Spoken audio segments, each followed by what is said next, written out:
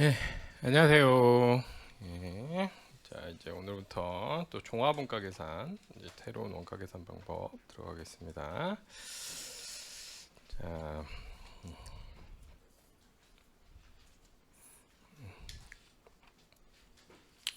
자, 어제까지 해서 활동기준 원가 계산 요거 했는데요. 활동기준 원가 계산까지는 이제 제품마다 성격이 좀 다른 주문 생산에 좀 더 가까운 내용입니다. 그래서 주문 생산이면 어떤 특징이 있죠? 작업마다 들어가는 원가가 서로 다르기 때문에 만들어낸 개수를 가지고 원가를 배분할 수가 없죠. 그래서 작업별로 직접 원가를 추적해서 집계하고 오버헤드를 배부하는 게 제일 초점이에요. 오버헤드 어떻게 정확하게 배부할 거냐. 그래서 오버헤드를 제일 간단히 배부하면 공장 전체 오버헤드를 한 번에 집계해서 배부하는 방법이 있고, 좀 더 정확하게 하려면 부문을 나눠서 배부하는 방법이 있었죠. 그까지가 개별 원가 계산. 근데 이제 부문을 나눠서 배부하다 보면 파생되는 문제가 뭐가 있었어요? 각 부문별로 제조 간접 원가를 집계한다고 했을 때 우리가 이제 집계하고 싶었던 거는 제조 부분의 제조 간접 원가를 집계하는 건데, 부문별로 모으다 보면 제조에 참여하지 않는 부분, 뭐라 그러죠? 보조문에도 원가가 집계되기 때문에 그걸 어떻게 할 거냐, 그 문제가 파생됐었죠. 그래서 보조 원가 배분으로 단일 배분율, 이중 배분율, 그다음 보조문이 두 개 있으면 상호간의 요소를 고려해야 돼서 직접 단계 상호 배분법, 그렇게 있었는데 그것도 부문별 배부에서 파생된 문제였어요. 그 다음에 이제 그 정도가 아니라 아주 공정이 복잡해지고 기능이 다양해지면서 아예 활동별로 오버헤드를 집계해서 배부하는 그 논의가 커져서 아예 한 챕터로 독립적으로 공부했던 거죠. 그래서 그까지가 주문 생산에 초점이 있는 상태에서의 원가 계산 방법이에요. 제품마다 성격이 다른. 그래서 원가 계산 방법을 크게 나눠 보면, 우리 원가 계산이라는 게 이제 기본적으로 재무회계 목적, 외부 보고를 하기 위해서 계산하는 게 있고, 그거를 관리적으로 응용한 거. 관리적으로 응용했단 말은 경영자 입장에서 이용할 수 있도록 변형한 거야. 그래서 주문 생산일 때, 주문 생산에서 재무회계 목적으로 원가 계산한 게 이게 개별 원가 계산이죠. 그 다음 이거를 경영자 입장에서 좀 더 빨리 계산할 수 있도록 변형한 게 뭐야? 정상 개별 원가 계산이죠. 오버헤드 예정 배부했던 거. 정상 개별 원가 계산. 그래서 이 개별로 주문 생산일 때는 제품마다 투입되는 원가가 서로 어때요? 다 다르죠? 달라서 산출량이 원가 배분 기준으로 사용되지가 않아. 무슨 얘기냐? 유조선, 유람선, 어선 세 개를 만들었다. 그럼 들어간 원가를 나누기 3에서 단가를 찾을 수 없다는 거예요. 응? 산출물별로, 응? 산출물별로 투입 원가가 서로 달라. 투입 원가가 달라지죠. 산출물별로 들어간 원가가 달라지기 때문에 만들어낸 개수 가지고 원가를 집계할 수가 없어요. 그래서 어떻게 해요? 추적해서 집계할 수밖에 없는 거지. 그래서 직접 원가는 추적해서 집계하고 오버헤드만 배부를 하면 돼요. 그래서 그때 오버헤드를 배부할 때는 각 작업이 몇 시간이 들어갔나, 노동시간이나 기계시간이. 그래서 산출물별로 투입된 원가가 다르기 때문에 산출량이 원가 배분 기준이 되지 못해. 그래서 오버헤드를 배부할 때 뭘로 배부했느냐? 응? 투입량 기준으로 배부했어요. 투입량 기준으로. 응? 투입량 기준으로 배부를 했고, 응? 그래서 정상 원가 계산도 직접 재료원가, 직접 노무원가는 실제치 쓰고, 오버헤드는 예정 배부하는데 투입은 실제 조업도, 실제 투입의 배부율만 예정 배부율 썼던 거죠. 응? 배부율만 예정 배부율 써서 원가 계산한 거지. 그래서 지금까지는 다 예를 들어 활동기준 원가 계산도 각 제품이 작업 준비를 몇 회 했다, 들어간 횟수, 몇 시간 했다, 다 투입량 기준 원가를 배부했던 거예요. 근데 반면에 이제 연속 대량 생산이면, 지금부터 할 연속 대량 생산이면은 이제는 어떻게 할 수 있느냐? 산출량 한 단위당 원가가 서로 균일할 수 있는 거죠. 한 단위당 투입되는 금액이. 응? 산출량의 단위당 투입이 일정하다, 이렇게 볼 수 있잖아요.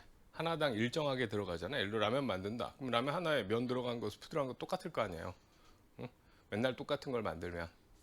그래서 산출량 단위당 투입이 일정할 수 있기 때문에 이제 종합원가부터는 뭐가 원가 배분 기준이냐? 산출량이 원가 배분 기준이야. 만들어낸 거 기준으로 원가를 배분하는 거야. 그래서 개별 원가까지는 직접 원가 추적해서 짓게 하고 오버헤드는 각 작업이 몇 시간 썼나 들어간 게 얼마인지를 봐서 그 들어간 시간 비율대로 배분했던 거야. 그걸 좀 더 정교하게 한 게 활동기준 원가 계산이고, 반면에 이제 종합 원가 계산부터는 이제 만들어낸 게 맨날 똑같은 걸 만드니까 들어간 거 말고 만들어낸 게 몇 개냐 이걸로 원가를 배분할 수가 있는 거지. 그래서 종합 원가 계산은 이 연속 대량 생산 상황에서 산출량을 기준으로 원가를 배분하는 게 종합 원가 계산이야. 그다음 이거를 이제 관리적으로 응용한 게 그 뒤에 나오는 표준 원가예요. 그래서 이 종합 원가나 표준 원가는 계속적으로 뭐가 나올 거냐? 산출량이 나올 거야. 몇 개를 만들어냈다. 몇 개를 만들어냈다. 그럼 들어간 원가를 만들어낸 거 기준으로 배분하는 겁니다. 반면에 우리 개별 원가 계산 공부했던 거 생각해보세요. 301, 302, 303 뭐 독립 작업이 있고 그걸 몇 개를 만들어냈나는 중요한 부분이 아니죠. 그 작업들이 몇 시간씩 썼나 들어간 시간 파악해서 그걸로 배분했었잖아요. 근데 그렇게 했던 이유는 산출물이 서로 성격이 다르니까. 근데 반면에 만들어낸 게 맨날 똑같으면 이제 그 산출량이 제일 중요한 배분 기준이 되는 거야. 그래서 투입된 원가를 만들어낸 개수, 산출량 기준으로 원가를 배분하는 게 종합원가 계산입니다. 그래서 우리가 지금 이 종합원가에 와 있는 거고, 그래서 종합원가 계산은 사실 영어 표현은 이게 종합원가 계산이 영어로 표현하면 프로세스 코스팅이에요. 프로세스 코스팅은 일본 사람들이 좀 이상하게 번역한 거야. 프로세스 코스팅, 직역하면 뭐야? 프로세스 코스팅. 공정 원가 계산, 공정별 원가 계산. 이게 좀 더 정확한 번역이에요. 그래서 이거를 최근에는 공정별 원가 계산 이렇게 얘기하기도 해. 그래서 종합원가 계산 이건 옛날 일본 사람들이 번역한 말이고, 공정별 원가 계산 이렇게 말한다. 얘는 연속 대량 생산, 맨날 똑같은 걸 만드는 거야. 연속 대량 생산 방식에서 산출량을 기준으로 만들어낸 거 원가를 배분하는 거, 이게 종합원가 계산입니다. 근데 이걸 산출량 기준으로 원가를 배분할 수 있는 거는 연속 대량 생산 똑같은 걸 계속 만들기 때문에 뭐가 되는 거야? 하나 만들어낼 때 들어간 원가가 서로 비슷하다. 이게 전제될 수 있는 거죠. 그래서 단위당 투입이 일정하다 이렇게 볼 수 있으니까 전체 만들어낸 개수로 원가를 배분할 수가 있는 거야. 근데 이제 이 산출량이 실제로 계산하면 우리가 예를 들어 집에서 뭘 만든다 그러면 딱 만들어 끝날 때까지 제품을 만들어 내겠지만, 기업에는 뭐가 있냐면 제공품이 있어요. 만들다 만 애들 기말에 만들다 만 애들은 몇 개로 볼 거냐, 거기도 원가가 들어갔을 건데. 그것 때문에 산출량을 실제로 계산할 때는 완성품 환산량이라는 개념을 만들어서 완성 환산량 요걸 기준으로 배분해. 이후에 완성 환산량이란 말이 나오면 좀 더 제공품 때문에 좀 더 합리적으로 계산된 만들어낸 개수, 산출량이라고 생각하시면 돼. 이거는 왜 이게 만들어진 거냐면 제공품 때문에. 제공품을 고려해서 산출량 개념을 완성 환산량으로 바꾼 겁니다. 그래서 종합원가 계산을 여러분이 이해하려면 완성품 환산량의 개념을 이해해야 돼요. 완성품 환산량. 이게 만들어낸 개수야, 산출량. 그래서 완성 환산량이라고 하면 특정 기간에 투입 원가로 완성할 수 있는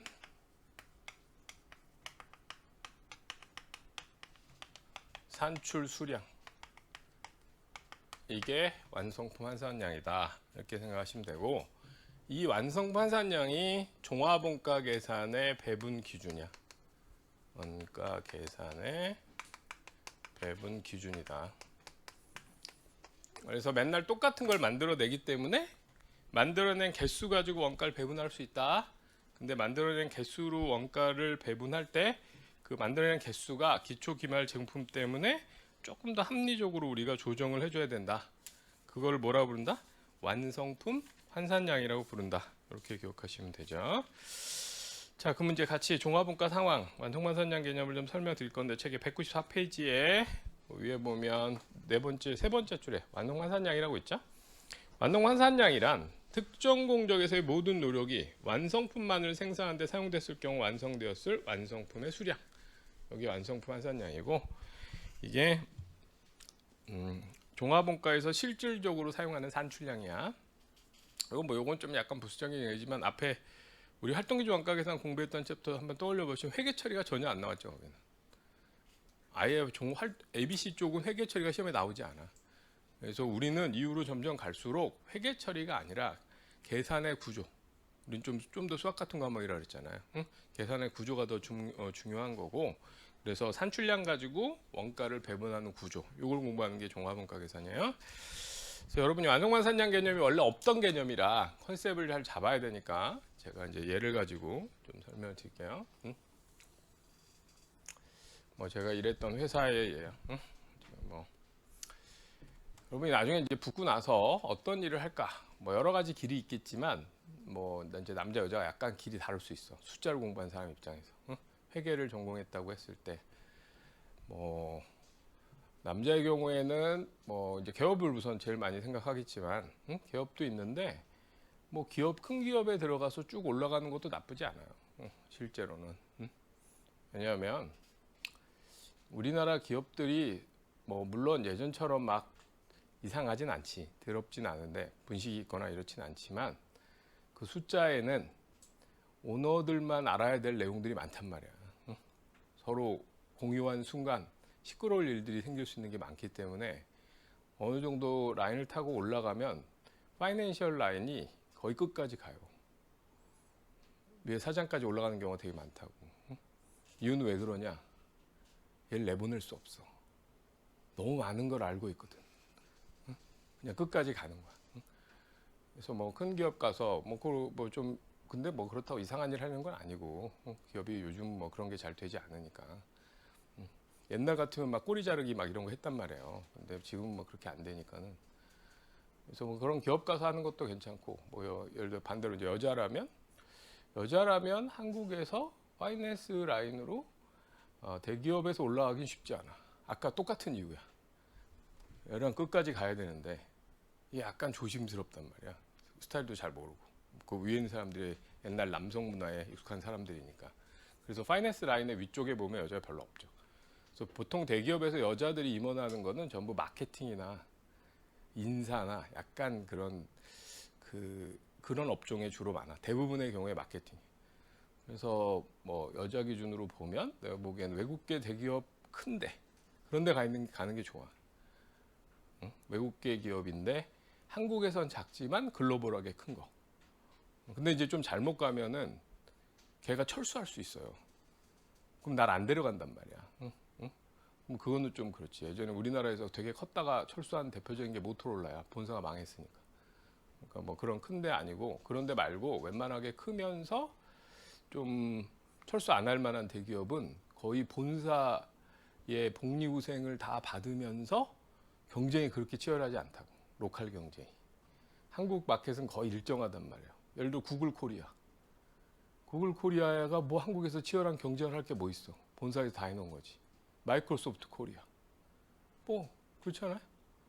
거기에 뭐 예를 들어 뭐 수문내로 뭐 여러분이 잘 모를 수 있는데 응? 브리티시 토바코 들어본 적 있어요?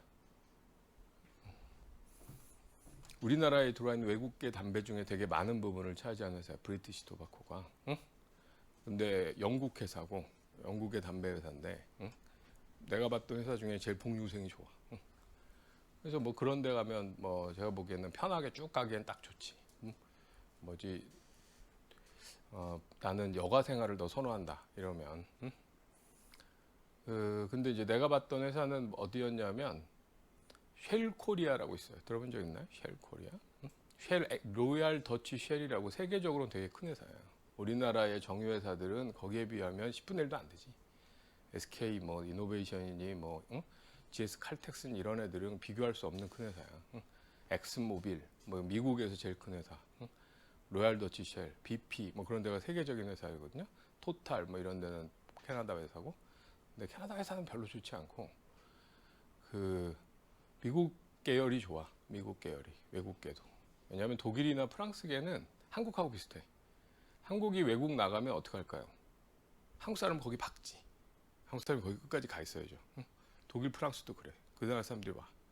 근데 이제 미국 회사나 영국 계열은 그냥 로컬라이즈를 되게 많이 해서 거의 우리나라 사람들이 대부분이야. 아예 그러니까 사장도 코리안 아메리칸이거나 이런 경우가 더 많아. 근데 내가 봤던 일했던 회사는 뭐 예를 들어 엑슨모빌 같은 데 일을 했었는데 엑슨모빌은 한국 그다음에 이제 아까 말했던 쉘은 한국에 상장돼 있어요. 아세요? 쉘 코리아는 우리나라 주식시장에 거래소에 상장돼 있어. 이유는 왜 그러냐면 걔는 이제 지금은 법이 좀 바뀌었는데 옛날에는 중국처럼 중국이 외국계 기업이 들어가려면 자국민의 그 지분율이 일정하게 확보가 돼 있어야 돼요. 근데 그 쉘 코리아가 옛날에 한국에 들어왔기 때문에 외국인 말고 한국인 지분이 있어야 되는 거야.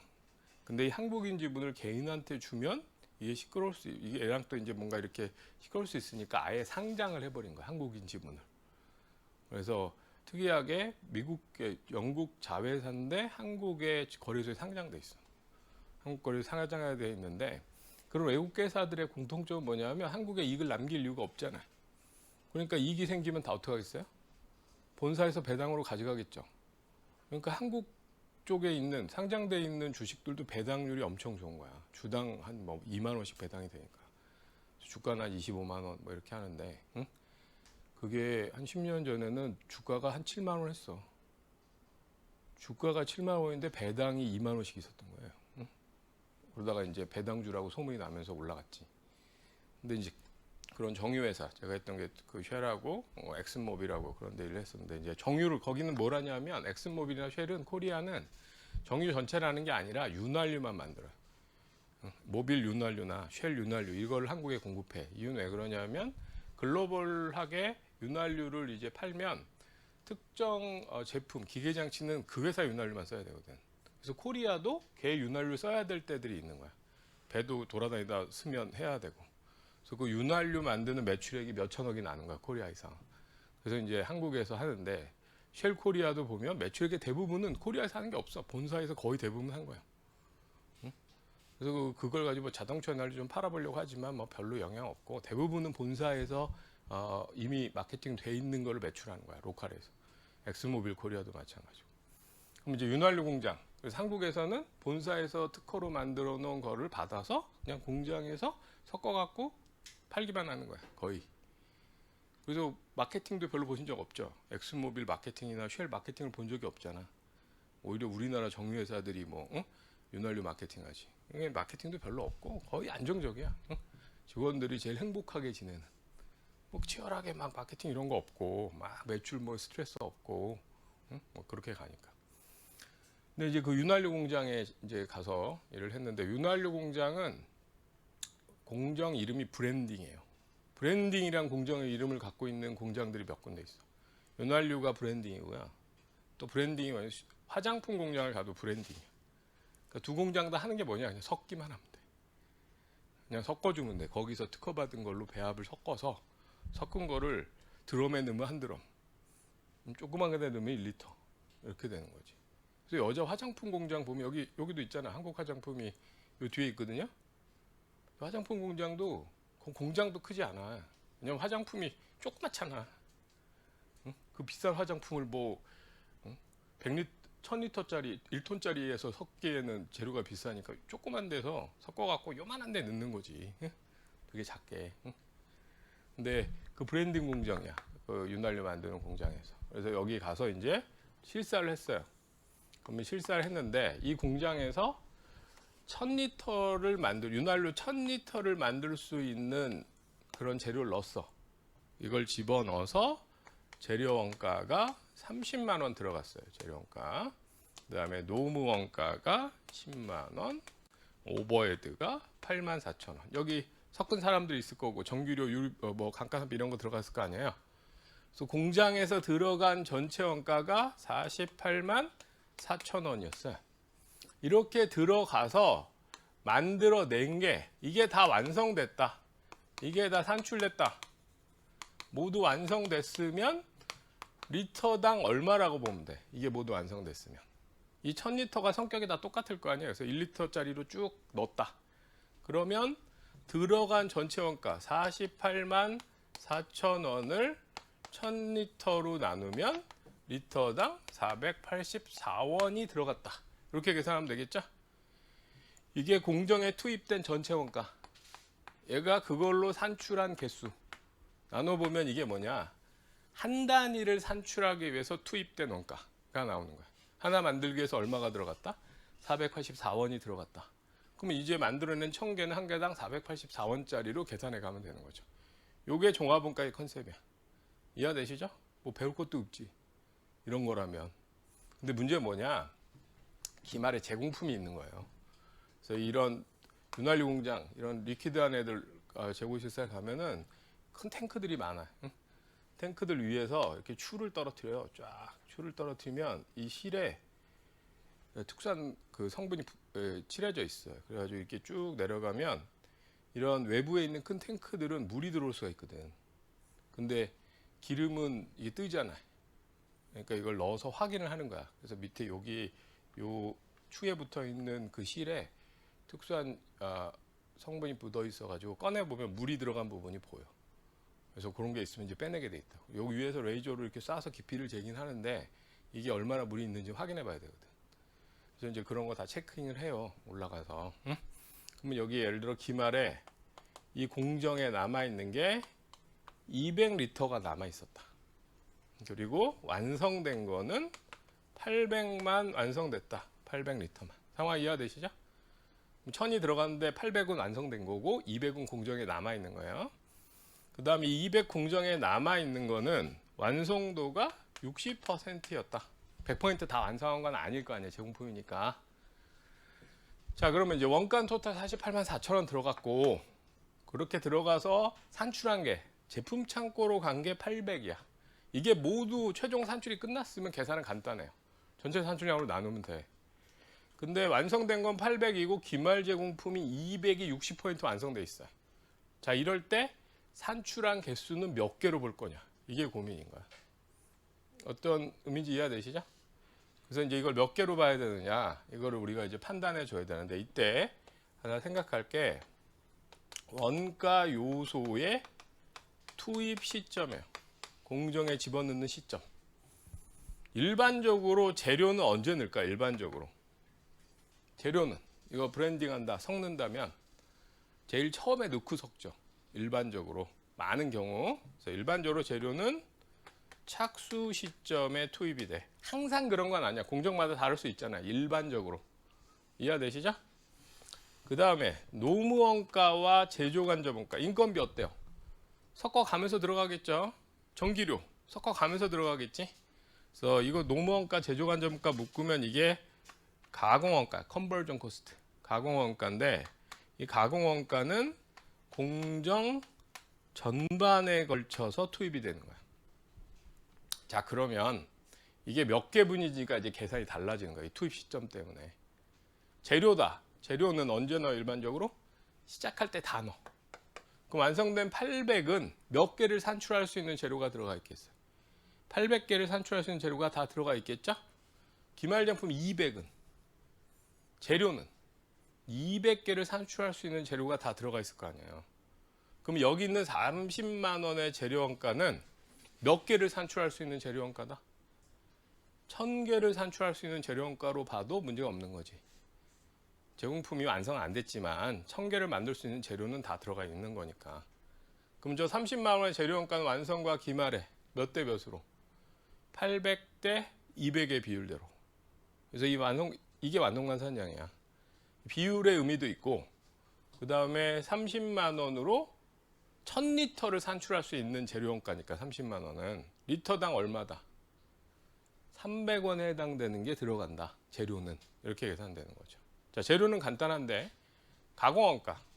가공원가는 노무원가, 제조간접원가는 완성된 800에는 800개를 완성한 거예요. 완성돼 있으니까 여기는 가공원가의 경우에는 800개를 만들 수 있는, 800개를 산출할 수 있는 가공원가 다 들어가 있겠죠?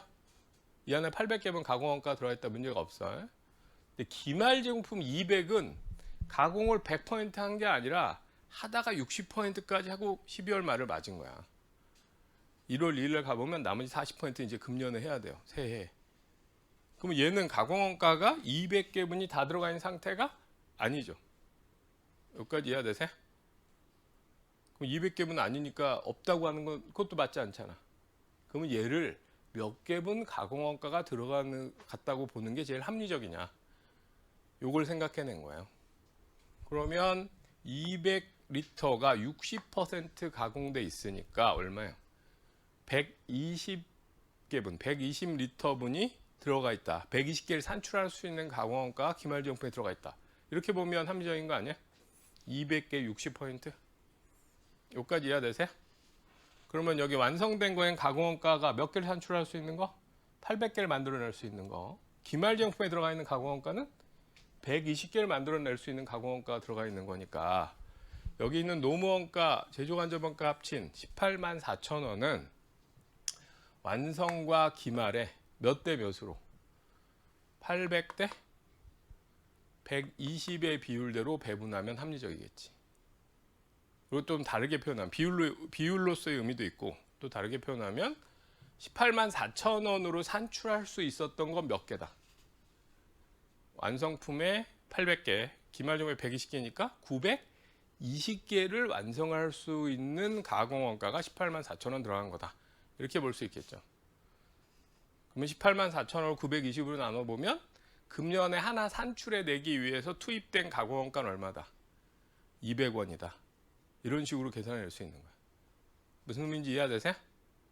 그러니까 투입된 원가를 물량 가지고 만들어낸 개수 가지고 배분하는 건데 그 만들어낸 개수가 기말 제공품 때문에 피지컬한 개수를 카운트할 수는 없단 말이야. 기말 제공품 한 개분이 다 들어있지 못하니까. 그래서 만들어낸 개수를 우리가 컨셉으로 생각해낸 게 완성품 한산량이야. 몇 개를 만들 수 있었겠느냐. 문제는 이해되시죠? 자, 그래서 이게 종합원가의 컨셉이야. 지금 설명드린 게. 그래서 지금 설명한 거를 계정에 적어보면 우리가 이건 이제 컨셉 중심으로 설명한 거고. 자, 제공품 계정에 기초 제공품은 현재 제가 적은 걸로는 없는 거예요. 그 다음에 재료 원가는 얼마가 들어간 거야? 30만 원이 들어간 거고 노무 원가 10만 원, 제조 간접 원가 8만 4천 원. 전체에서 48만 4천 원이 투입된 거야. 응? 요 제공품 계정 차변에 적는 건 이거는 공정에 투입되는 거야. 만들어내느라고 집어넣은 거예요. 이거는 원가 계산을 하기 전에 우리가 사다 넣은 거니까 발수행제에 따라 집계하면 다 할 수 있다 그랬죠. 제공품 계정 차변. 여긴 개별이나 종합이나 똑같은 거야. 들어간 원가는. 이건 투입 원가니까 응? 이건 발생주에 따라 집계를 하면 돼. 얼마 들어갔는지. 그 다음 그 들어간 걸 기초로 만들어낸 거의 금액이 얼마인지는 우리가 계산해 내야 된다 그랬죠? 요걸 계산해 낼 때 개별 원가 계산은 어떻게 찾은 거야? 산출물 금액을 찾을 때. 개별 원가 계산은 제품마다 성격이 다르니까 작업 원가표를 쫓아간 거야. 그래서 직접 원가 추적하고 오버헤드는 추정이 안 되니까 일정한 기준으로 뿌린 거야. 그래서 기말제공품, 단기제품 제조원가 찾으려고 하는데 그 오버헤드가 많아지다 보니까 정교하게 배부하는 틀이 발전한 거죠. 이해가 되시죠? 반면에 연속 대량 생산을 하면 이때는 작업 원가표로 따로 쫓아갈 필요가 없는 거야. 맨날 똑같은 걸 만드니까. 그래서 몇 개를 만들어냈나 산출량을 찾으면 돼요. 그래서 여기 같으면 기초 제공품은 없었고 단기에 1000개를 만들 수 있는 걸 넣어서 완성한 게 800개, 기말에 남아있는 게 200개인데 완성도가 60%다. 자, 그러면 여기 있는 재료원가 30만 원은 완성품, 이 30만 원 들어가서, 이게 들어간 거죠? 30만 원 들어가서 산출한 게 완성된 거는 800개를 만들 수 있는 재료가 들어가 있고, 기말제품에 200개를 만들 수 있는 재료가 들어가 있으니까 30만 원은 800대 200의 비율대로 완성과 기말에 나눠주면 되고, 가공원가, 노무원가, 제조간접원가는 공정 전반에 걸쳐 들어간다 그랬죠? 그래서 18만 4천원의 가공원가는 800대, 기말은 200개가 60%만 가공돼 있으니까 800대 120의 비율대로 배분하면 되는 거지. 이런 방식으로 원가를 배분해서 산출물 금액을 찾는 게 종합원가 계산이에요. 그래서 지금 한 거를 계산 과정을 좀 보여주면 배분 대상이 되는 건 뭐냐? 이 들어간 원가, 투입된 원가를 배분해 줘야죠. 투입 원가야. 투입 원가고 투입 원가는 계정상에 어디 짓게 돼요? 정품 계정에 차변에 짓게 되는 거야. 배분 대상이 되는 금액은. 그래서 재료 원가가 30만 원, 노무 원가, 제조 간접원가 합쳐서 가공 원가가 18만 4천 원. 그래서 48만 4천 원이 공정에 투입되는 거야. 이거를 산출물에 배분해 줘야 되는 거예요. 그러면 이제 이걸 가지고 우리가 산출량 만들어낸 거를 찾아야 되는데, 완성된 것도 만들어낸 거고, 이게 진짜 우리가 상식적으로 생각하는 산출량이죠. 완성된 거. 근데 뭐가 있느냐? 기말 제공품도 최종적인 산출물이 되진 않았지만 원가가 들어가서 만들어내다 만 거란 말이에요. 여기에도 몇 개를 만들 수 있는 금액이 들어가니까 얘도 몇 개에 해당되느냐를 찾아야 되는 거지. 그럼 재료 원가다. 그럼 재료 원가는 완성된 거에 800개분 재료가 들어가 있고 기말 제공품에 200개분 재료가 들어가 있잖아요. 그럼 30만 원의 재료 원가는 800대 200의 비율대로 배분을 해줘야 되는 거고, 가공 원가는 완성품에 800개분이 들어가 있고 기말 제품은 200개 60%니까 몇 개분이에요? 120개분이 들어가 있는 거죠. 그러면 재료 30만 원은 800대 200, 가공 18만 4천은 800대 120의 비율대로 배분하면 되잖아. 그래서 이 비율대로 배분을 하면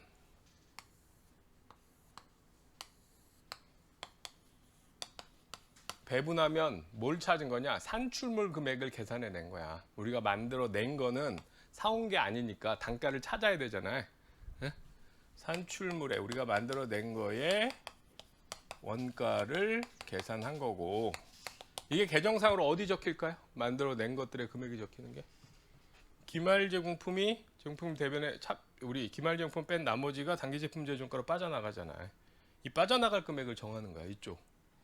요걸 찾아내고 있는 거잖아. 원가 계산이라는 게.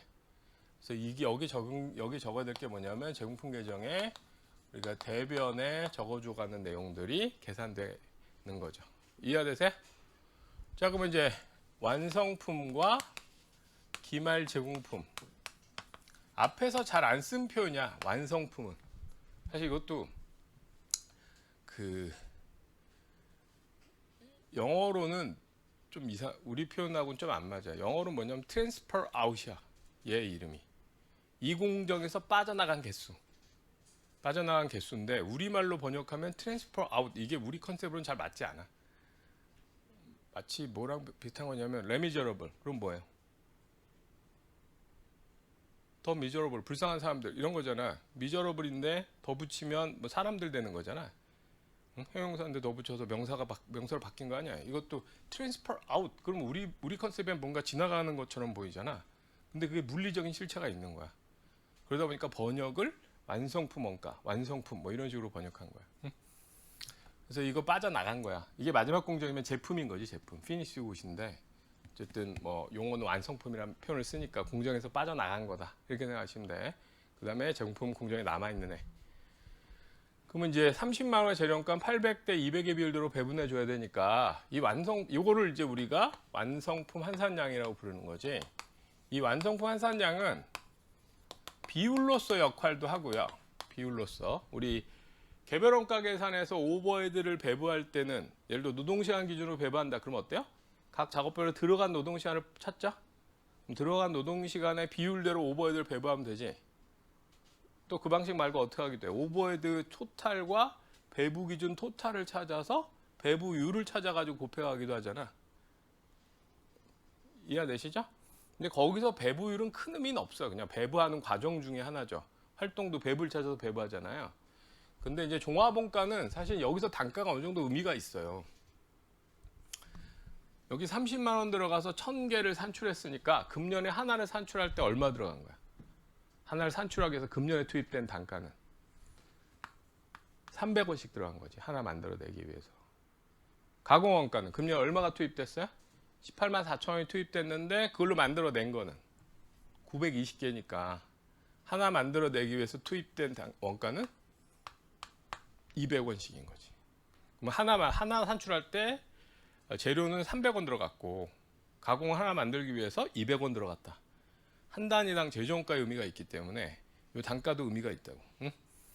그래서 이렇게 단가를 찾아가지고 배분하면 되는 거야. 완성된 거는 800개분 있는데 하나 만들 때 300원이 금년에 투입됐으니까 24만 원이 완성품에 배분되고, 기말 제품에는 200개를 산출할 수 있는 재료가 가 있을 건데 금년에 하나 산출하기 위해서 300원씩 투입했으니까 6만 원에 해당되는 금액이 기말 제품에 가 있을 거다. 이해되세요? 그 다음에 가공원가는 하나 만들어내기 위해서 얼마가 들어갔어요? 금년에? 200원씩 들어갔잖아요. 하나 만들기 위해서. 근데 그 만들어낸 것 중에 800개가 제품 창고까지 완성돼서 빠져나갔으니까 한 단위당 200원씩 해당되는 가공원가가 완성된 거에 포함되어 있다고 계산하면 되고, 기말정품은 몇 개분 들어가 있어요? 기말정품은 120개죠? 120개분 들어가 있고 하나 만들 때 200원씩 투입되니까 24,000원에 해당되는 가공원가가 기말제품에 들어가 있다. 자, 이제 이렇게 하고 나면 최종 산출물 금액을 찾은 거야. 완성된 800개는 그걸 만들어내기 위해서 원가가 얼마 들어갔다? 재료 300, 가공 200, 500원씩 해가지고 40만 원에 해당되는 원가가 투입이 된 거고, 기말제공품 200개는 피지컬하게는 200개 남아있긴 한데 그 안에 가공 끝난 게 아니다. 그래서 재료는 200개분 다 넣었고 가공은 60%, 120개분만 넣었다. 그래서 재료 200개분, 가공 120개분 합치면 8만 4천 원이 기말 제공품이 되는 거지. 이제 여기를 계산해 낸 거죠. 기말 제공품 얼마 남아있으면 돼? 200개 60% 완성되어 있는 애는 8만 4천 원 남아있으면 되고, 여기서 제품 창고로 빠져나갈 금액은 40만 원이 단기 제품 제조원가로 빠져나가면 되는 거지. 이해되시죠? 요 산출 물량의 금액을 찾을 때 개별원가 계산 어떻게 했던 거야? 개수, 만들어낸 개수 안 찾았어요. 제품마다 성격이 다르니까. 그래서 어떻게 한 거야? 작업, 만들어낸 작업별로 원가를 따로따로 짓게 하고 오버헤드만 배분해서 금액을 찾은 거죠. 기말제공품의 남은 작업 금액이 기말제공품, 나머지가 단기 제품 제조원가로 갔어요. 반면에 종합원가 계산은 맨날 똑같은 걸 만드니까 작업별로 쫓아가지 않아. 따로따로 짓게 하지 않는 거야. 그냥 뭐만 찾아? 몇 개 만들어냈나? 하나당 비슷할 테니까. 몇 개 만들어냈나로 배부하는데, 근데 이제 좀 짜증나는 건 뭐 때문에 짜증나는 거야? 기말 제공품이 정확하게 특정 개수만큼 원가가 들어가 있는 게 아니라고. 완성이 100% 된 게 아니라서. 그래서 얘를 몇 개로 볼 거냐? 이게 조금 짜증나는 거지. 그래서 기말제공품 200개 60% 완성되어 있으면 재료는 200개분, 가공은 120개분 들어가 있는 거죠. 그럼 그 비율대로 해서 원가를 배분해 산출물 금액을 찾은 거야. 그래서 완성품 한산량이라고 하면 앞으로 이 완성 환산량은 약자로 equivalent unit, 그래서 이렇게 적을 거예요. equivalent unit, 영어로 equivalent unit이야. 응? 그래서 완성 환산량, 그 말을 우리말로 번역한 게 완성 환산량. 그것도 뭐 일본 사람들이 한자말로 번역한 건데. 응? 그래서 완성품에 해당되는 등가 개수, equivalent unit이야. 응? 완성품으로 봤을 때 몇 개분이냐 이게. 무슨 얘기인지 이해되시죠? 앞으로 약자는 이렇게 줄 거야. 그럼 이 완성 환산량은 이게 금년에 투입된 원가로 만들어낸 개수야. 몇 개분을 만들어낸 거냐. 물리적인 산출량이 아니라 계산을 위한 산출량인 거지. 무슨 의미인지 아시겠죠? 그래서 이 완성 환산량이 종합원가에서 얘기하는 산출량이고, 이게 원가 배분의 기준의 역할을 하는 거죠. 원가 배분 기준. 논리 아시겠죠? 그래서 원래 처음 생각해낸 사람들은 그냥 이렇게 놓고 좀 이 상태에서 어떻게 해야 되겠어? 재료 800개, 200개, 800대 200, 가공 800대 120, 800대 120 이렇게 해서 배분한 거야. 근데 이게 뭐 눈에 잘 안 보이잖아요. 그렇잖아. 그냥 여기다 놓고 그냥 머릿속으로 해야 되잖아요. 그래서 계산 과정이 눈에 잘 안 보여. 잘 안 보여서 지금 제가 이렇게 적은 거는 이해하시라고 제가 가로를 적었는데, 이렇게, 뭐 처음엔 이렇게도 짰겠지. 근데 이렇게 짜면 이제 뭐 어떤 게 문제냐면 기초 제공품이 있고 하면 이렇게 해서 다 보여지기가 어려워. 논리는 머릿속에 있지만. 그래서 최대한 이 계산 과정을 체계적으로 볼 수 있도록 계산 과정도 틀을 짰다고. 그런 게 이제 미국 사람들이 대단한 거죠. 응? 그 홍그린이라는 사람이 이 계산 과정을 틀로 짠 거야. 일목요연하게 보이게.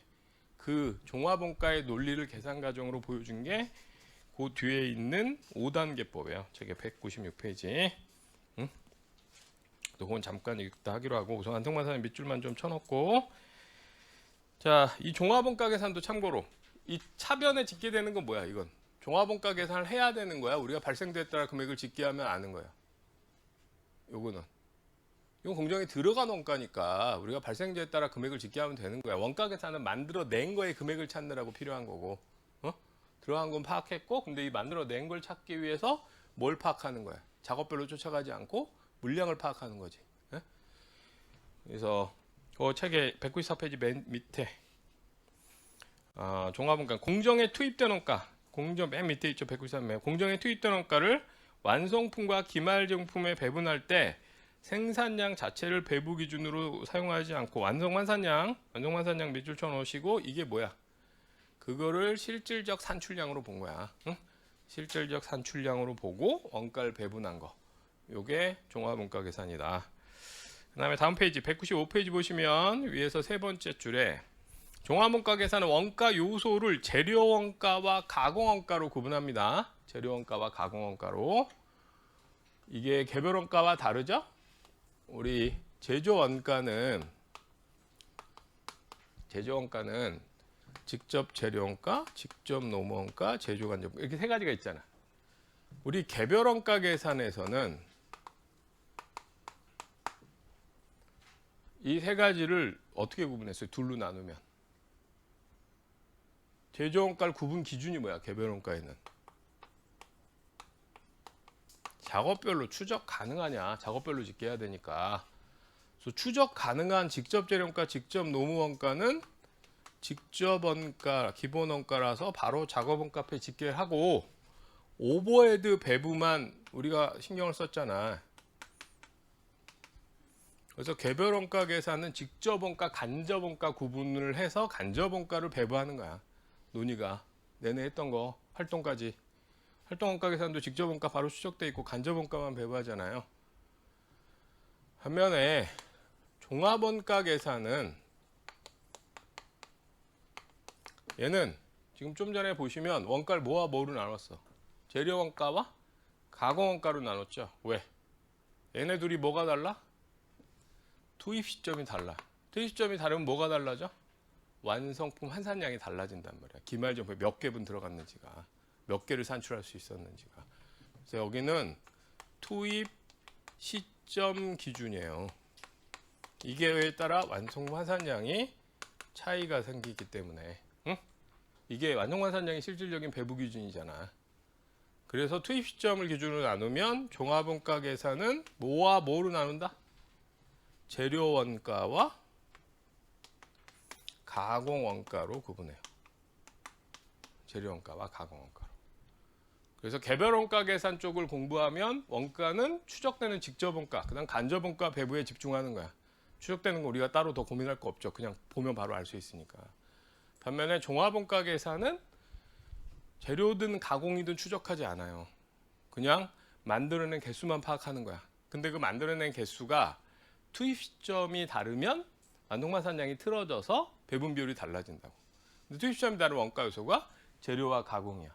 그래서 종합원가 쪽은 원가를 재료 원가와 가공 원가로 구분합니다. 이해되시죠? 그 다음에 논리는 좀 전에 얘기한 논리인데, 좀 전에 얘기한 논리가 눈에 잘 안 보이잖아요. 그래서 요 그림 그린 내용을 좀 더 일목요연하게, 요건 이해하시라고 그려놓은 거야. 응? 이걸 좀 더 일목요연하게 여러분이 이해하게 만들려고 홍그린이 만든 틀이 5단계법이야. 근데 그 5단계법은 이해하게 하려고 만들었는데, 그러다 보니까 장점은 아주 세분에 낮고, 우리 활동기준 원가 계산 앞에 할 때 5단계로 나눈 거 있잖아요. 그게 홍그린 책의 구분이라고. 5단계 뭐였어요? 활동 분석해서, 응? 그다음 활동 좀 설정해서 쉽게 하고, 원가 동인 선택하고, 배부율 찾고, 배부하고. 이거 뭐 초딩이야? 너무 세분한 거잖아요. 5단계법도 좀 그런 경향이 있어. 너무 나눠놔서 자세하게 보이긴 하는데 너무 보였어. 그래서 여러분이 나중에 실제 문제 풀 때는 이 중에 일부를 생략하고 갈 수 있어야 돼. 머릿속에 이 단계의 논리는 쫓아가긴 해야 되지만 이걸 다 그릴 필요는 없다. 응? 그래서 종합원가 계산 절차와 관련해서 거기 보면 1단계 물량 흐름, 2단계 완성반상 그 두 개 묶으시면 동그라미 1, 동그라미 2를 묶으면 동그라미 1, 동그라미 2를 묶으면 그게 뭐냐? 배분 기준. 배분 기준을 계산하는 거야. 배분 기준 계산. 동그라미 1과 동그라미 2가. 그러니까 종합원가 계산이 산출된 물량 가지고 원가를 배부하는데 그대로 쓸 수는 없잖아. 기말증품 때문에. 그래서 실질적인 배부 기준은 뭐예요? 완성품 환산량이죠? 저거 완성 환산량까지 찾으면 배분 기준은 찾은 거고 배분 비율. 그다음 3단계는 독립적으로 이렇게 3단계만 따로 띄면 이거는 투입 원가를 짓게 하는 거야. 발생주에 따라 금액 짓게 하면 되는. 그 3단계가 총원가 요약이라고 돼 있는데 이게 뭐냐? 투입 원가를 짓게 하는 거예요. 재용품 계정 차변에 있는 거. 응? 그러면 이제 투입된 원가 알았고 배분 비율 알았으니까 이제 어떻게 하면 돼? 배분하면 되죠. 그 4단계, 5단계가 배분이야.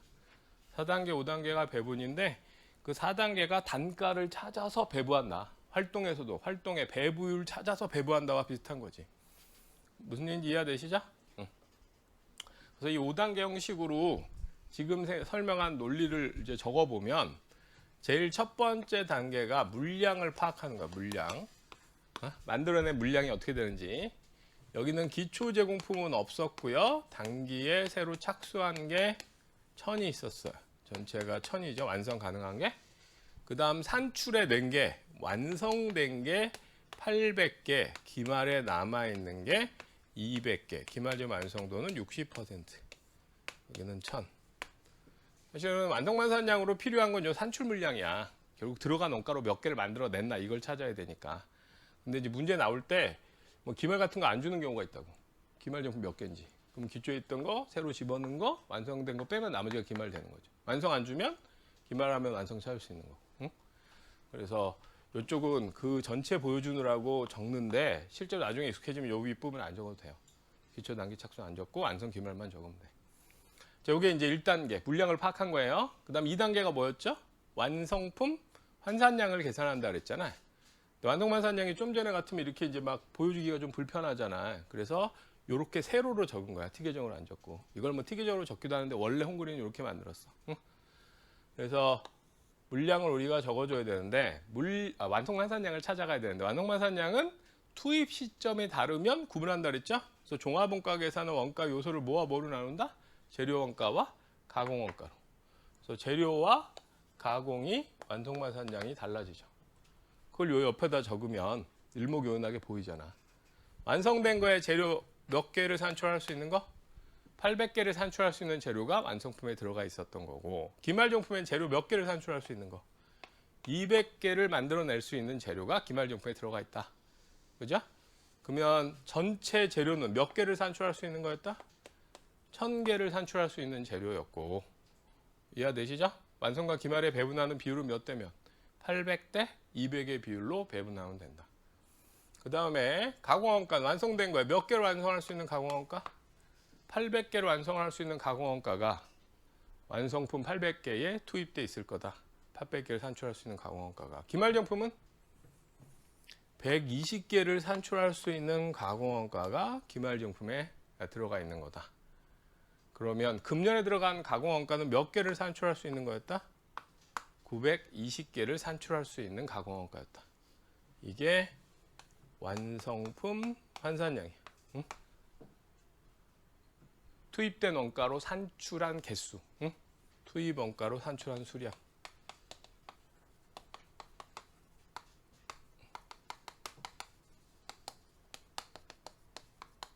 만들어낸 개수고 이게 원가 배분 기준이 되는 거지. 이해되시죠? 자, 그럼 이제 물량 파악해서 완성반산량 찾아가지고 배분 비율은 알아낸 거야. 배분 기준은. 이제 뭘 해야 돼? 몇 대 몇으로 나누는지 알았잖아. 재료는 800대 200, 가공 800대 160. 그럼 이제 뭐 해야 돼? 배분 대상이 되는 금액. 얼마를 그럼 배분해야 되냐? 이걸 파악해야 되잖아요. 그게 3단계야. 그럼 배분 대상 되는 금액은 계정상에 어디 있어요? 뭘 배분해야 돼? 공정에 들어간 원가를 산출물에 나눠줘야 되니까 계정상으로 정품 계정의 차변에 있는 게 산출물에 배분돼야 되는 금액이죠. 들어간 원가. 그래서 이 재용품 계정 차변에 있는 금액이 3단계에 짓게 되는 거야. 배분 대상 금액. 얼마를 넣는지 이렇게 만들어내기 위해서. 여기는 현재 문제는 기초 제공품은 없어요. 기초는 없고 단기 발생한 재료 원가가 30만 원 있었고 단기 발생한 가공 원가가 18만 4천 원 있었어요. 그래서 48만 4천 원이 전체 원가야. 그럼 30만 원의 재료 원가로 몇 개를 산출할 수 있었다? 30만 원의 재료 원가는 몇 개를 산출할 수 있는 재료 원가였다? 1000개를 산출할 수 있는 재료 원가였다. 금년에 들어간 재료 원가를 파악해 봤더니 제공품 계정 차변에 투입된 원가는 30만 원으로 파악됐고 만들어낸 걸로 봤더니 그걸로 1000개를 만들 수 있었다. 그럼 하나 만들기 위해서 얼마 들어간 거다? 300원이 투입된 거다. 이렇게 나오는 거지. 가공원가. 금년에 들어간 노무원가, 제조간접원가 집계해 봤더니 투입된 가공원가는 18만 4천 원이 들어갔다. 그걸로 만들어낸 거는 만들어낸 개수 가지고 카운트해 봤더니 몇 개분이다? 1000개분, 920개분. 가공원가는 920개를 완성할 수 있는 가공원가였더라. 들어가기는 18만 4천 들어갔고 만들어낸 개수로 봤더니 920개를 만들어낼 수 있는 가공원가였다. 그럼 하나 만들기 위해서 얼마다? 200원씩 투입됐구나. 응? 산출량 한 단위를 산출해내기 위해서 투입된 원가를 찾아낸 거야. 그래서 얘는 종합원가, 저 활동기준 원가 계산에서의 배부율보다나 개별원가 계산에서 오버헤드 배부율보다는 좀 더 의미 있는 값이에요. 하나 만들기 위한 원가니까. 우리가 라면 하나 만들 때 얼마 들어가? 이런 식이면 500원 들어가는 거죠. 무슨 얘기인지 이해되시죠? 좀 더 의미가 있어요. 이 단가 자체는. 그래서 단가 찾아서 배부하는 거야. 배분 과정 자체는 개별이나 활동과 똑같은 과정이지 거기는 다만 투입된 시간, 오버헤드를 투입된 시간으로 나눠서 배부를 찾아서 배부했다면 여긴 들어간 원가를 만들어놓은 개수로 나눠서 배부를 찾아서 배부하는 꼴이잖아요. 무슨 얘기인지 이해되세요? 맨 계속 같은 방식이야. 들어간 거 있고 그걸로 몇 개분이냐, 몇 시간분이냐, 그럼 시간당 얼마냐를 하나 만들 때 얼마냐로 바꾼 거지. 그래서 배부한 거야. 근데 이제 오버헤드 배부할 때는 그 시간당 얼마냐가 많이 사용되는 값이 아니라면 하나 만들 때 얼마 들어갔냐는 되게 활용의 여지가 많으니까 이게 좀 더 의미가 있다는 뜻이야. 그럼 완성마사한장 단위당 원가. 그럼 이 단위당 원가는 의미가 뭐다? 하나 산출하기 위해서 우리가 실제로 투입한 원가다. 여기까지 이해되시죠? 그리고 나면 이제 배분해서 완성품과 기말 제공품의 금액을 찾으면 되는 거야. 완성된 거 800개요. 이거 뭐 300, 200 나눠 적었는데 합쳐 적으면 제품 창고로 한 게 800개야. 800개 안에 재료는 한 개당 얼마 들어갔어요? 300원 재료가 들어갔고 가공은 200 들어갔으니까 하나 만들기 위해서 얼마 들어간 거야? 500원. 500원 들어간 거 800개면 40만 원은 제공품에서 사라지고 어디로 가야 돼? 제품으로 빠져나가야 되는 거고 기말 제공품은 200개분 재료가 들어갔어요. 하나당 300원의 재료원가 금년에 투입된 거죠? 가공원가는 몇 개를 만들 수 있는 가공원가 기말제품에 들어가 있는 거야? 120개를 산출할 수 있는 가공원가 기말제품에 들어가 있는데 하나 만들기 위해서, 하나 산출하기 위해서 가공원가는 200원씩 투입됐다고 금년에. 이해되세요? 그러면 기말제품은 8만 4천 원 이렇게 되는 거지. 이렇게 해서 산출 금액을 찾은 거야. 그럼 요 내용이 뭐냐? 여기서 이게 투입된 원가야. 이 투입 원가는 계정상으로 어디 있는 거다? 제공품 계정에 차변에 짓게 되는 거야.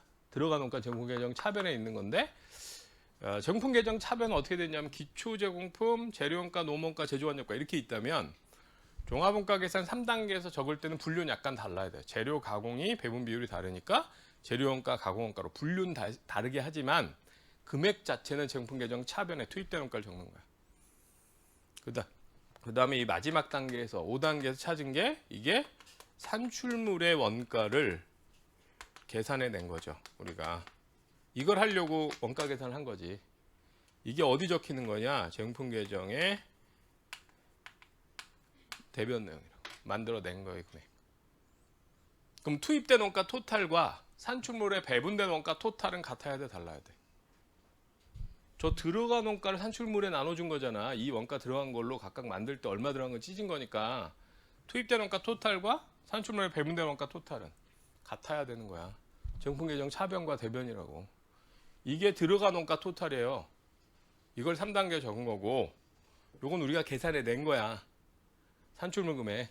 두 개 토탈은 당연히 같아야 되는 거지. 이해되시죠? 자, 그래서 이게 5단계야. 다시 한번 정리해 보면 1단계로 우리는 종합원가 계산은 추적하지 않는다. 대신 만들어낸 개수를 찾는다. 그래서 기초, 단계, 착수, 완성, 기말 물량을 적고, 완성, 기말 정품을 그대로, 요 피지컬한 물량을 그대로 배부 기준으로 쓸 수는 없다. 뭐 때문에? 기말 정품이 한 개분이 다 들어갈지 못하니까 얘를 좀 더 합리적으로 몇 개분, 산출물 몇 개분지를 찾아야 된다. 그렇게 하기 위해서 만든 컨셉이 완성품 환산량이다. 그래서 재료는 착수점에 들어가니까 800대 200, 기말에 200개분에 해당되는 게 200개를 산출할 수 있는 재료가 들어가 있다. 이렇게 볼 수 있는 거고, 가공은 800대 200개 60%, 가공가 공정 전반에 걸쳐 들어가는데 60% 가공되어 있으니까 120개를 산출할 수 있는 가공원가 기말 제품에 들어가 있다. 이렇게 봐도 문제가 없는 거죠. 그래서 가공원가는 800대 120. 그럼 이렇게 완성 환산량 찾으면 이게 하는 역할이 뭐다? 배분 비율, 배분 기준을 찾은 거지. 몇 대 몇으로 나눠야 되는지. 그럼 배분 비율 찾고 났으면 이제 뭐 해야 돼? 얼마를 배분해야 되는지를 파악해야죠. 그게 제공품 계정 차변에 있는 거야. 그거를 3단계로 적고, 그러고 나서 나눠보면 하나 만들어내기 위해서 들어간 원가가 나오고, 그걸로 배분하면 제공품 계정의 대변이 나오는 거야. 여기까지 계산 과정 이해되세요? 이 아이디어를 이렇게 보도록 만든 거야. 응? 이것도 또 하나의 단계지. 우리는 잘 안 하는. 우린 보통 이런 건 잘 안 하잖아. 저대로 하면 되지 뭐, 그러고 말고 머릿속으로 하는데, 그 미국 애들은 이런 걸 되게 잘해. 근데 잘하는 데 이유가 있죠. 응?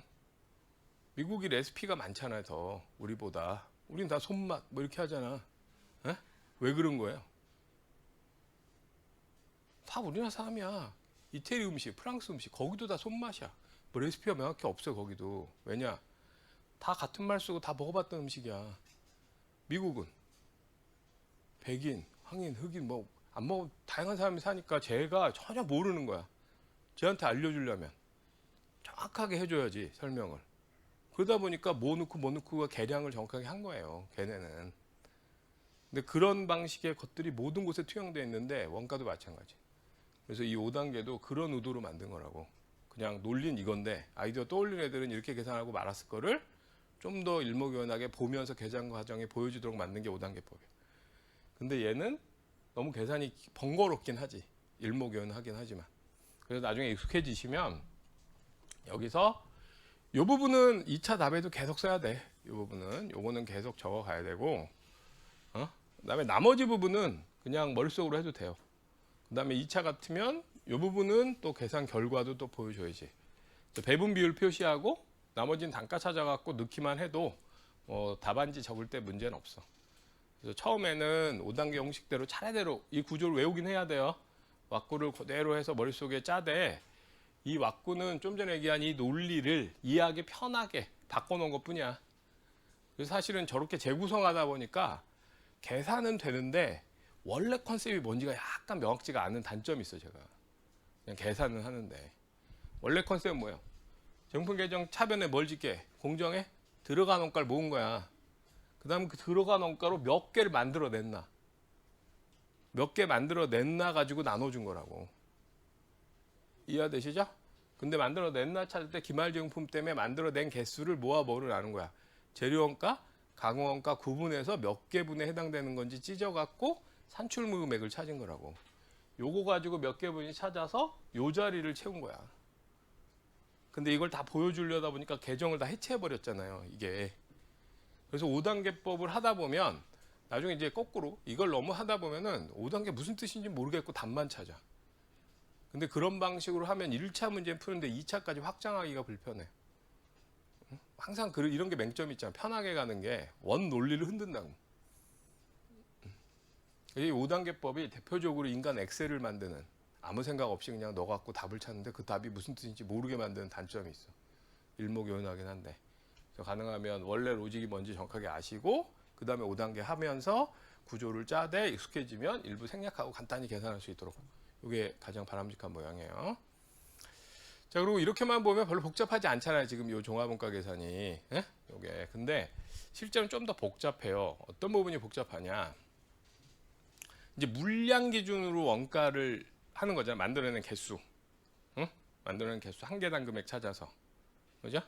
그럼 이제 얘는 뭐랑 거의 비슷해지냐면 재무회계에서 재고자산과 거의 유사한 거야. 재고자산에 해당되는 거랑. 그럼 똑같은 이슈가 있어. 뭐냐? 금년에는 재료 하나 만들 때 얼마 들어갔어요? 300원 들어간 거죠. 가공 하나 만들 때 하나 산출하기 위해서 금년에 가공가는 200원 들어갔잖아요. 그래서 요 기말 제품 200개는 재료는 300원 들어갔고 가공은 200원 들어갔고 그래서 84,000원이 됐다고. 이게 내년이 되면 뭐가 돼요? 이 기말 제품이 내년이 되면 기초 제공품이 될 거 아니에요. 내년이 되면 금년에 산출물이긴 한데 완성되지 못했기 때문에 내년에 가서 가공 40%를 더 해야 최종적인 산출물이 되는 거잖아. 이해되세요? 여기까지 아시겠죠?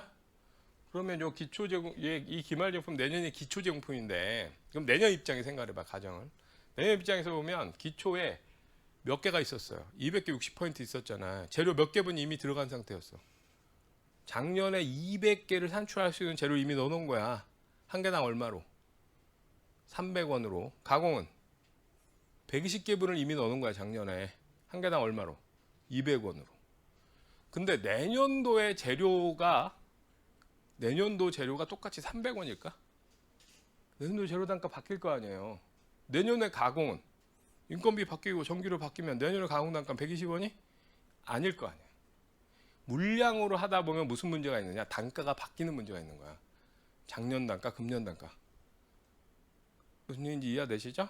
단가가 바뀌면 재무회계 원가 흐름 가정이 그대로 필요한 거야. 평균법이면 어떻게 해야 돼, 걔네들을? 섞어서 가중평균 단가 찾아서 계산을 해줘야 되는 거고. 선입선출이면 앞에 거 먼저 가고 나머지가 금년 거로 가야 되는 문제가 있는 거야. 이해되세요? 똑같이 여기는 이제 물량에다 단가를 곱하다 보니까 단가가 금년 단가랑 작년 단가가 다를 거다. 그래서 단가를 가정하는 문제가 생겨. 근데 이게 재무회계보다 훨씬 복잡해. 왜냐?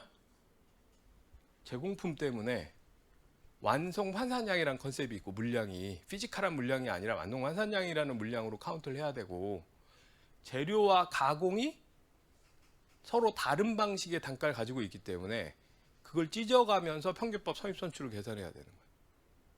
무슨 얘기인지 이해되시죠? 여기까지 아시겠어요? 뭔가 복잡하지 느낌이. 그래서 원가 흐름 가정이 여기는 원가 흐름 가정이 나와요. 앞에 개별 원가 계산 원가 흐름 가정이 없었어요. 재고자산 얘기인데, 그죠? 우리 활동기준 개별할 때 원가 흐름 가정 얘기가 없었잖아. 왜 없었을까? 걘 일종의 개별법이야. 매 작업별로 각각 계산하는 거야. 그냥 따로따로. 가정이 아니야. 직접 그 금액을 찾는 거라면 여기는 개수만 파악하다 보니까 내년도에 재료가 100개분 있다고 했을 때 기초에 있던 300원짜리를 넣어야 되는지 내년도 단가를 넣어야 되는지 선택이 존재한다고. 어떤 차이인지 이해되시죠? 그래서 종합원가는 평균법과 선입선출법, 물량흐름 가정이 필요해. 물량흐름 가정이. 근데 이제 여러분이 재무회계에서 공부한 평균법, 선입선출법과 종합원가의 차이는 재무회계는 말이야. 재무회계에서 상기업 평균법, 선입선출법 공부했잖아. 거기는 재고를 만든 거예요, 사온 거예요? 재무회계는 재고를 사온 거잖아. 매입 단가는 다 있는 거야. 매입 단가는 다 있는 거고 재무회계는 고민이 뭐냐? 꽂아 넣는 것만 고민이야. 팔려나간 거에 기초급부터 꽂아갈 거냐? 섞어서 평균 단가 찾아서 꽂을 거냐? 이것만 고민이죠, 재무회계는. 지금 한 얘기 무슨 얘기인지 이해되세요? 사온 거잖아, 다. 기초단가, 단기단가, 사온 단가는 있는 거고 빠져나갈 때 어떤 단가로 꼽아서 빠져내보낼 거냐 이것만 고민하면 된다고, 재무회계는. 근데 종합원가는 얘네들이 다 만들어낸 거야. 그래서 금년도 단가가 얼마인지 먼저 찾아야 돼. 꼽아 넣기 전에. 무슨 얘기인지 이해돼서 단가가 없단 말이야. 지금 찾아야 돼. 금년 단가를 먼저 찾고 그 다음 꽂아 넣어야 되는 이슈가 있는 거야. 고민 아시겠어요? 차이? 근데 그 단가를 찾을 때 재료와 가공이 찢어져서 찾아져야 되는 고민이 있는 거지 또. 그런 부분 때문에 좀 복잡해. 응? 근데 기본 논리는 이거예요. 기본 논리는 이건데 여기는 좀 간단했죠. 이유는 단가가 기초제품이 없기 때문에 단가가 하나야. 하나면 그냥 산출 물량만 파악하고 단가를 뭘 꼽아갈 거냐 고민 안 해도 됐던 거예요. 근데 그 뒤에 그래서 책에 지금 197페이지 위에 있는 5단계는 제가 칠판에 적어드렸죠.